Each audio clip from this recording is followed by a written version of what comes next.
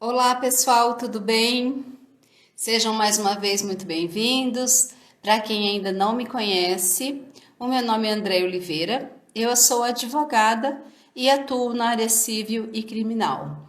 E também, para quem ainda não sabe, eu disponibilizo semanalmente conteúdos gratuitos nas minhas redes sociais, tá? Gostaria muito que para quem tem interesse nessa matéria, Direito Penal e Direito Processual Penal, acesse lá o meu canal no YouTube, Saperialdi OAB, ou Doutora Andréia Oliveira, como preferir.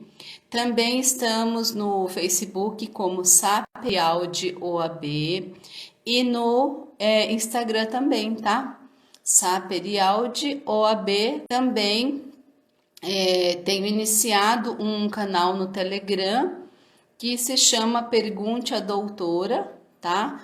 Lá, os estudantes, os bacharéis em direito que pretendem prestar a prova da OAB de segunda fase em direito penal, postem lá uma pergunta para mim, tá? Relacionado à matéria. Ouçam as aulas que eu tenho disponibilizado e se ainda assim houver alguma dúvida, entrem lá no canal, deixe sua pergunta lá, tá bom? E eu terei maior prazer em responder, porque como eu sempre digo, eu já estive no lugar de vocês, eu sei que o conteúdo é vasto, tá? Existem coisas parecidas, então existem conceitos difíceis de você conseguir interpretar naquele momento, porque hoje, como advogada, a gente, né, não só eu, mas outros doutores também, hoje eles conciliam teoria com prática, né? Então fica mais fácil de visualizar aquele contexto ali. Hoje a gente tem mais tempo para buscar informações, dependendo da matéria que você vá propor uma ação, né? Então é diferente de que na prova que vem aquele amontoado de coisa tudo junto para você estudar, você se vê louco ali, você não sabe o que você estuda primeiro. Então eu sempre digo que vocês não podem esquecer, né, que como advogados hoje, nós também já estivemos exatamente como vocês, estudando numa faculdade, trabalhando, outras vezes cuidando de filhos, da família, tá? Nessa época que eu estudava, eu não trabalhava, mas eu já tinha uma filha, tinha casa, marido, né? Eu fazia estágio, eu fiz estágio praticamente 4 anos, né? Deixando somente o quinto ano da faculdade para estar fazendo a monografia, estar me dedicando mais à revisão de matérias, né? Porque já vinha a prova da OAB e eu já tinha que estar me preparando também. Então, isso daí que vocês estão passando hoje, tá? Não é diferente para um ou para outro. Então, vocês sempre se apeguem nisso para não achar que está muito difícil para vocês. Também não foi fácil para mim, né? Não foi fácil estudar, não foi fácil conciliar tudo isso, mas eu sempre tive muita determinação, muita garra, muita fé que eu ia vencer. Então, o que você nunca pode é desistir do seu sonho, tá? Porque no momento que você luta por ele, que você sofre, esse sofrimento tende a passar, mas a passar e você alcançar o seu objetivo. Se você não luta, se você fraqueja, se você desiste, o tempo passa da mesma forma, mas você fica na mesma. Então, isso eu sempre falo para as pessoas, tá? Como uma forma de incentivar mesmo. Mas é preciso que você tenha muita garra, determinação, tá? Tenha muito foco no que você quer, não é verdade? E eu sempre acho que tudo é possível a quem busca, a quem vai atrás, a quem luta, né? Para alguém pode ser fácil ou para outros não. Para mim não foi, tá? E se então se não está sendo para você também, não encare isso como a pior coisa ou nem pense que você não vai conseguir. Muitas vezes atrasa um pouquinho, tarda um pouquinho, mas se você seguir firme, você também consegue, ok? Então, se tem uma coisa que eu gosto muito de dizer é isso: nunca desistam, porque eu tive também reprovação, tá? Eu reprovei 2 vezes antes de eu passar. Então, isso para mim fez que cada vez que eu caísse, né? Porque não é uma queda, mas a gente avalia como uma queda, né? Uma coisa que te derruba, uma coisa que te leva para baixo, tá? Eu ficava ali uns dias assim, não vou mentir para vocês. É importante que a gente fale o que realmente é, para que se você estiver sentindo a mesma coisa, você criar força nisso que eu estou te passando. Então eu me senti ali deprimida, o mundo acabou, nossa, eu não vou conseguir, tá? Mas isso era questão de dias, que eu ficava ali me lamentando, mas depois eu buscava força onde eu não tinha, né? E eu dizia: não, não é essa prova que vai me vencer, sou eu que vou vencê-la. E assim foi, tá? Então é isso que eu gosto de dizer. Siga sempre em frente, por mais que as pessoas ou às vezes você mesmo desista de você, ache que você não é capaz, pois saiba que é, tá bom? A diferença principal ali que vai fazer é a determinação de cada um, é a garra, é o comprometimento, tá? É aquele desejo mais profundo do seu coração em dizer: eu cheguei até aqui e agora eu vou até o final, tá bom? E hoje eu já falei bastante, eu pretendia falar menos que isso, inclusive, mas eu acho também que é muito válido, tá? Hoje eu preparei para vocês uma matéria, tá? Hoje a aula vai ser sobre aplicação da lei penal, ok? Num primeiro momento vocês podem pensar: nossa, nem é um conteúdo talvez que a gente precise exatamente usar, mas você tem que saber que tudo começa com uma base também, né? É importante que você saiba definição, para que serve aquilo, que quando, por que existe a lei penal, né? Para que serve, quem detém o comando dessa lei. Então, isso é super importante. Todo conteúdo relacionado a direito nunca vai ser desprezível, ok? Então, eu vou ler uma parte aqui para vocês, que a maioria disso que eu trago agora, sobre conceito formal, conceito material, é preciso que você observe. Por que eu falo isso? Quando você for ler uma doutrina ou uma jurisprudência, alguma coisa que esteja falando daquele assunto, porém usando o termo material, né? Conceito material, fonte material e fonte formal, você pode ficar: ué, mas do que exatamente estão falando? Então, por isso que eu digo que é sempre válido você saber. Isso aqui não precisa ser um estudo aprofundado, mas é preciso que você saiba, tá bom? E essa parte aqui, ela é mais conceitual mesmo, por isso que eu vou ler para vocês. Mas no momento que a gente entrar falando das espécies de normas penais, aí a gente vai falando e discorrendo sobre elas, ok? Então, para iniciar, qual é o conceito da lei penal? Eu trouxe para vocês um conceito de Miguel Reale, tá bom? Que diz o seguinte: direito é um conjunto de regras que visam garantir a convivência dos homens em uma sociedade. Com base na sua definição, o convívio em sociedade só será possível com normas reguladoras, disciplinadoras. Assim, o direito regula o convívio social, estabelecendo as mínimas condições de existência do próprio homem. Então, veja, é um conceito simples, né? Super prático aqui do Miguel Reale, porém, o que é a aplicação da lei em si? O que é o direito?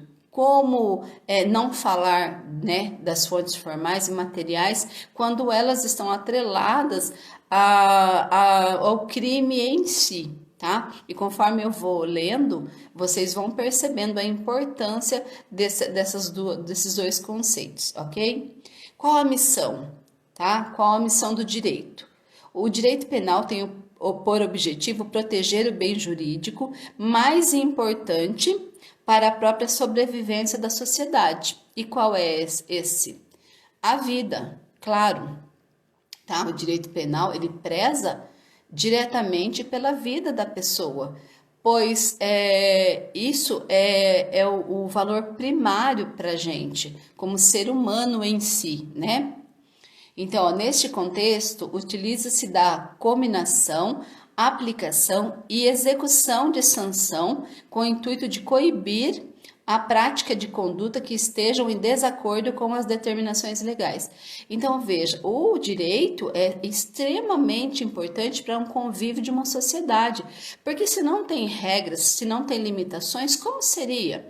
Como seria o comportamento humano? Como você viveria em paz, por exemplo, se não tivesse as regras e as punições para cada ato, tá, praticado por aquele agente? Como seria possível viver em sociedade? Como seria viver em paz, né, em ter os seus direitos resguardados, não é? Como seria ter o direito resguardado do seu familiar, do seu amigo, né? Como que ficaria esse mundo se não fossem as regras penais para estabelecer as condutas em que não são taxadas pelo nosso ordenamento como criminosas? Né? Precisa ter essas regras, vamos dizer, como um todo, e aplicação cada vez mais severa, mas comparado com a prática daquela conduta. A conduta praticada tem que ser proporcional também à aplicação daquela sanção penal, não é? Então, numa regra geral, o que o direito protege é a vida em si, né? Estabelece regras para poder ser possível viver em sociedade de uma maneira tranquila. Mesmo assim, com todas essas regras, a gente vê quanta coisa acontece, não é verdade? Então, imaginem sem elas, ok? Fala-se ainda em missão imediata e missão imediata. Qual o conceito de cada uma? Missão imediata consiste no controle social e na limitação do poder de punir do Estado. Ou seja, se de um lado o Estado controla o cidadão impondo limites, de outro lado, é também preciso limitar seu próprio poder, evitando a hipertrofia da punição. O que seria hipertrofia nesse caso é o agigantamento, tá, da punição. Então, aqui vocês podem ver nessa missão imediata que o Estado, ao mesmo tempo que ele tem o dever de agir, né, para que tudo fique estabelecido entre uma sociedade, ele também é limitado, tá, à punição, porque as punições são relacionadas a cada crime, não é verdade? Então, disso vocês já sabem, que a tipificação penal ali, para um crime, a pena é proporcional àquele crime cometido. E é isso que diz aqui essa missão imediata, que mesmo o Estado impondo essas regras, ele mesmo também precisa ter limitações, né, nesse poder, ok? Missão imediata. Proteger bens jurídicos essenciais visando a convivência em sociedade, assegurar o ordenamento jurídico e a vigência da norma. Então, aqui está tratando diretamente da norma penal, tá? Do texto da lei. Então, aqui ele protege o bem jurídico, a convivência, assegura a aplicação da norma e a vigência, né, da lei, tá? Isso aqui é já no sentido, vamos dizer, do próprio texto legal. Fonte material. O que entende-se como uma fonte material dentro do direito? é a fonte de produção de direito penal. Ela delimita quem pode criar normas e, neste caso, institui o Estado como a única fonte de proteção de regras penais, ficando a União com a exclusividade de criá-las. Você precisa saber disso. Claro, como estudante de direito, você precisa saber que a fonte material do direito, tá? A produção dela é delimitada ao Estado, que é a única fonte de produção para essas regras penais, ficando a União com exclusividade para criá-las. Então, vejam, esse poder aqui, ele está delimitado diretamente ao Estado, ok? E à União, não podendo nenhuma outra regra interferir nesse contexto legal que é admitido apenas para o Estado e União. Enquanto o Estado é a fonte e que delimita as normas penais, a União é a que cria, ok? E isso está, tá? A exclusividade para criar está no artigo 22 da Constituição Federal. Compete privativamente à União legislar sobre direito civil, comercial, penal, processual, eleitoral, agrário, marítimo, aeronáutico, espacial e do trabalho. E esse artigo 22, ele cai, tá? Mais na primeira fase de direito penal, não muito na segunda. Ele pode cair num contexto lá que eu não vi ainda, mas ele é mais ligado à primeira fase, ok? Contudo, vale ressaltar que lei complementar pode autorizar o Estado a legislarem sobre direito penal. Olha só, ao mesmo tempo que fala ali que só a União cria as leis, excepcionalmente, através de lei complementar, os Estados podem vir a legislar sobre determinado direito penal. Mas quando isso vai acontecer, tá? Isso vai acontecer num exemplo em que naquele estado, né? Vamos ter uma base assim. Vamos dizer que em determinado estado, tá? Exista um tipo de vegetação típica para aquela região, tá? Não exista somente naquele estado. Neste contexto, o estado é autorizado a criar a legislação ali, através de lei complementar, tá? Para que estabeleça regras acerca, né, daquela vegetação que não pode vir a desmatar, tá bom? Não pode vir como que se diz, a não existir pelo uso, né? Da mesma forma que acontece às vezes com animais que já não tem mais a sua espécie. Existem tipos de vegetações, né, que também são vegetações específicas de determinados estados. Então, neste caso, o estado pode legislar somente em relação àquilo, tá bom? Então, vejam, existe uma limitação para isso. Esse estado vai poder legislar sobre determinada vegetação, incluir lá suas regras, tal. Então, através dessa lei complementar, mas somente para este caso, tá? Nós falamos em fontes materiais, que é o que eu passei para vocês, agora nós vamos falar de fontes formais. Então, o que seria o conceito? A fonte formal é um instrumento de exteriorização do direito penal. É o modo como as regras são reveladas, fonte de conhecimento ou cognição. As fontes formais se subdividem em fontes formais imediatas e fontes formais mediatas, que é a lei em si. O único instrumento normativo capaz de criar crimes e combinar penas. Este é um conceito para fontes formais imediatas. E as fontes formais mediatas? Costumes e princípios gerais de direito, ok?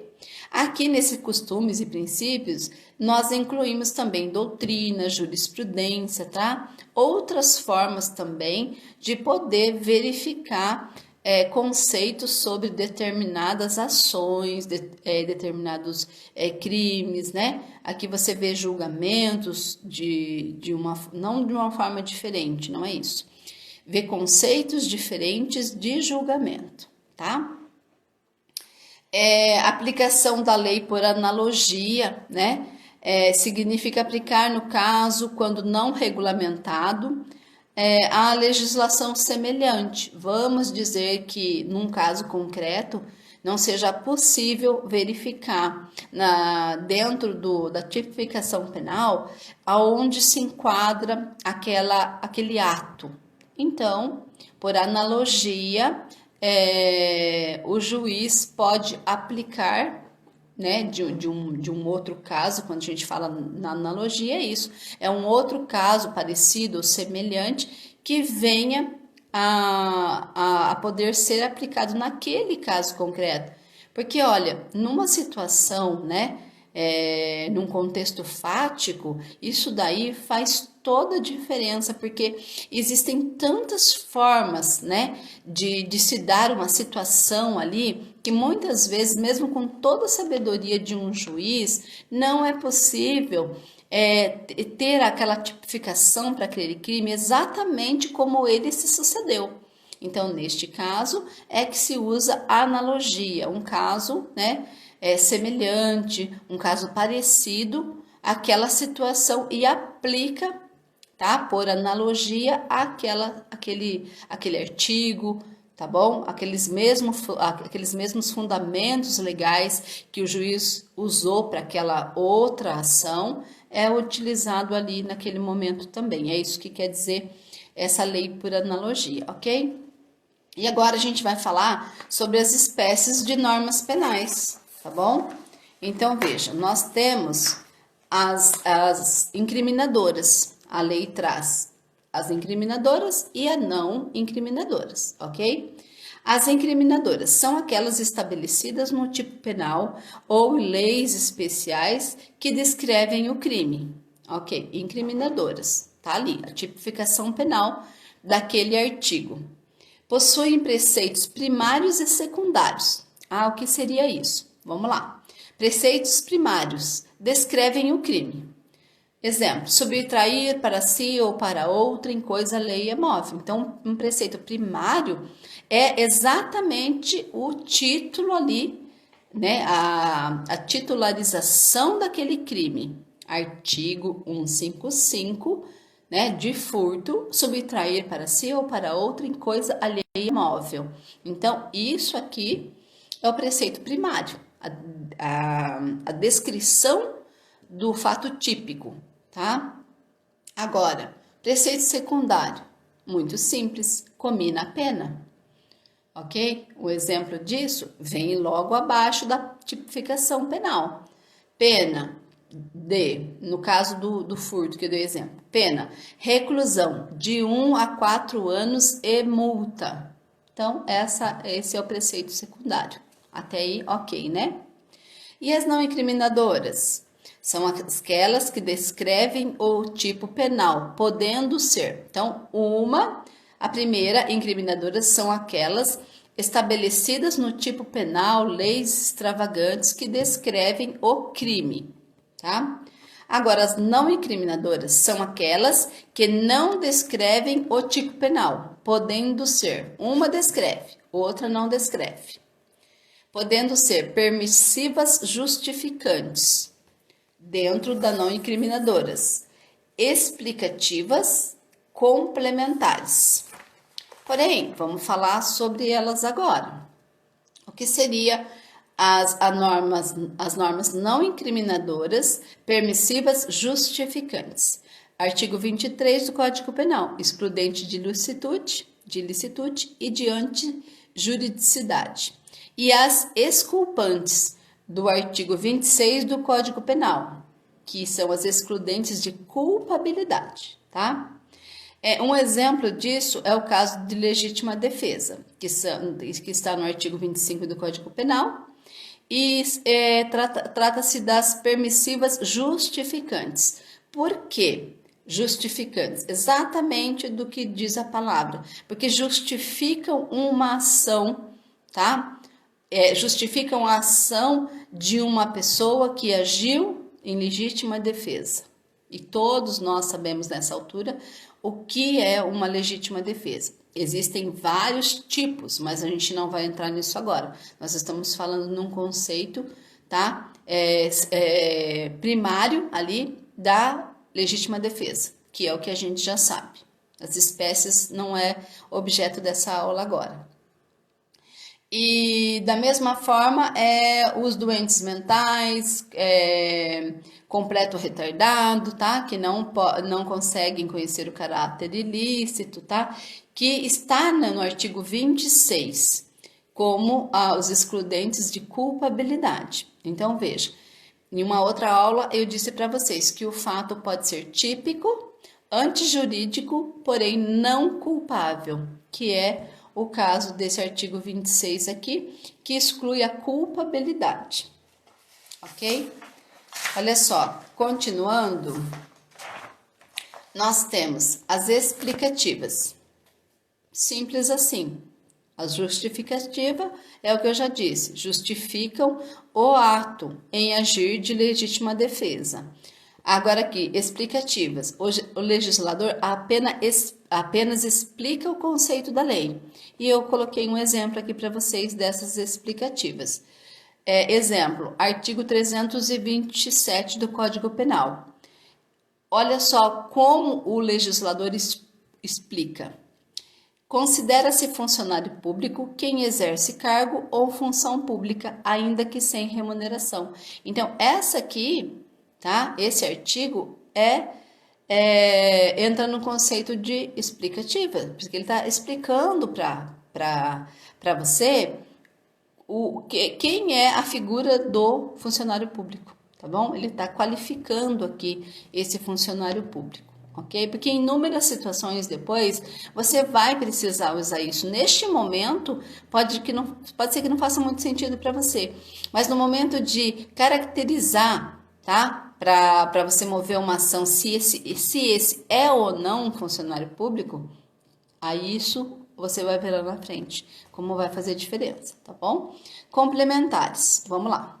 Quando uma norma completa a outra, lógico, simples assim. Porém, eu vou ler para vocês um exemplo, tá? Também, para que fique mais claro. Ou seja, quando uma norma completa a outra. Normas complementares são as portarias, resoluções, instruções normativas, circulares, decisões administrativas, colegiadas ou singulares, entre outras, tá? Tudo que vem para acrescentar uma outra lei, porque isso aqui, quando a gente fala em normas complementares, nós temos a lei tipificada ali no código. Essas normas complementares, elas podem vir de diversas formas, tipo resoluções, portarias, instruções, tá? Então, elas vão complementar aquele texto legal e subentende por norma penal em branco. Ela não é autoaplicável. Eu preciso que outra norma a complete. É por isso que eu dei uma confundida aqui. Eu falei norma complementar primeiro. Agora, para que não fale tudo junto o exemplo, eu preciso que vocês entendam o que é uma norma penal em branco. Essa norma penal em branco, ela precisa de uma outra para complementá-la. Então, veja, eu vou dar um exemplo do artigo 33 da Lei de Drogas, tá? Que diz assim, ó, importar, exportar, remeter, preparar, produzir, fabricar, adquirir, vender, expor à venda, oferecer, ter em depósito, transportar, trazer consigo uma série, tá? De verbos aqui dentro desse artigo 33, ó, entregar a consumo, ainda que gratuitamente, sem autorização ou em desacordo com determinação legal, tá? Aqui não especifica exatamente o que é droga, ok? Embora hoje muitas pessoas já tenham conhecimento do que seria exatamente uma droga. Nossa, uma droga tem que ser uma cocaína, uma droga tem que ser uma maconha, ok? Então, muitas substâncias são caracterizadas como droga, não somente a maconha, a cocaína, tem um THC, tá? Tem várias drogas que se enquadram no artigo 33. Por esse artigo, ele só fala das ações, né? De importar, exportar, manter, produzir, fabricar, mas ele não dispõe acerca do que é droga, a droga em si. Aí, por isso que ela é tratada como uma lei penal em branco, porque precisa de uma outra, que é naquela parte da lei complementar, para que seja definido o que é droga em si. E por isso, há um rol das drogas proibidas para fim de incidência no artigo 33, na portaria número 344/98 do MS, tá? Que dentre todas as substâncias proibidas, traz também o THC, substância presente na maconha. Então, vejam, vocês podem verificar que o artigo 33, ele traz as ações, os verbos, né? Vários verbos. Então, neste caso, para que você saiba o que é a droga que está incluído nesse artigo, você se remete a essa portaria 344 de 98, que lá você dispõe de todos os tipos de droga para enquadrar neste artigo, tá? Por isso que ela é tratada como uma lei penal em branco. Um exemplo, tá bom? Isso daí, como esse artigo tem vários também. Essa lei penal, essas normas penais em branco divide-se em homogêneas e heterogêneas, ok? Olha lá as homogêneas. O complemento provém da mesma fonte legislativa que editou a norma em branco. Exemplo, artigo 223, que prevê contrair casamento conhecendo a existência e impedimento que lhe cause a nulidade absoluta.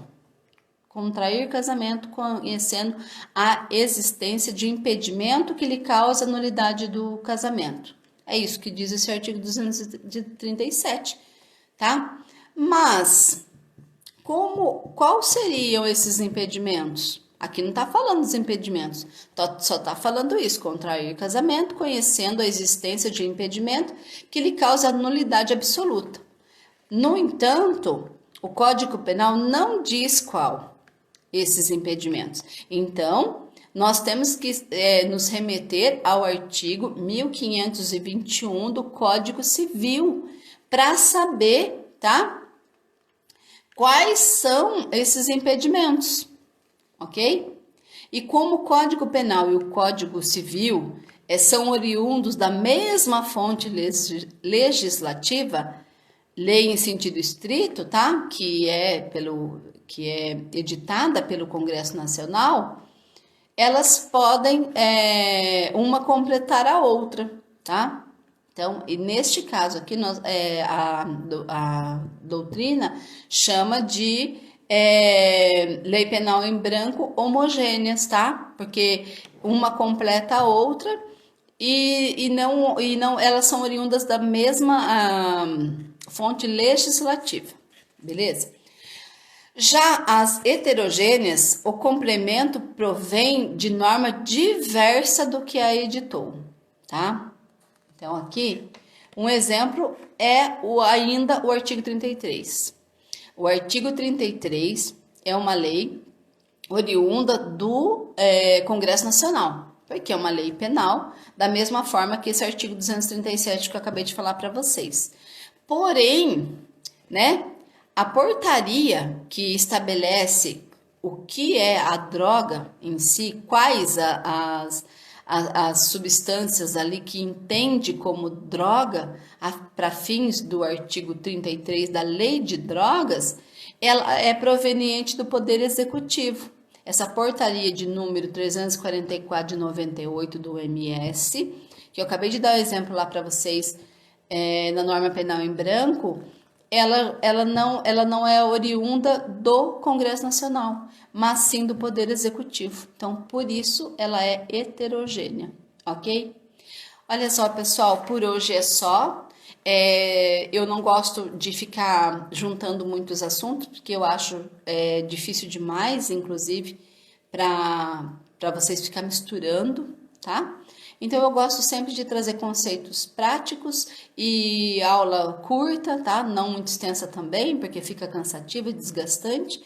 Mas é esse o conceito que eu tinha para trazer. Vocês podem verificar agora que quando eu fui falar em norma penal, vocês achavam de repente que não eram tão importantes, mas agora vocês viram que é sim, tá? Que todo assunto, mesmo que você passe por ele, tá? De uma forma superficial, é preciso que você tenha nem que pouco entendimento daquilo, porque na hora que você for ler alguma coisa que estiver falando, né, de fonte material, fonte formal, norma penal em branco ali, você ter mais ou menos na sua cabeça do que se trata para você poder fazer uma avaliação diferente, tá? Você tem uma visualização diferente.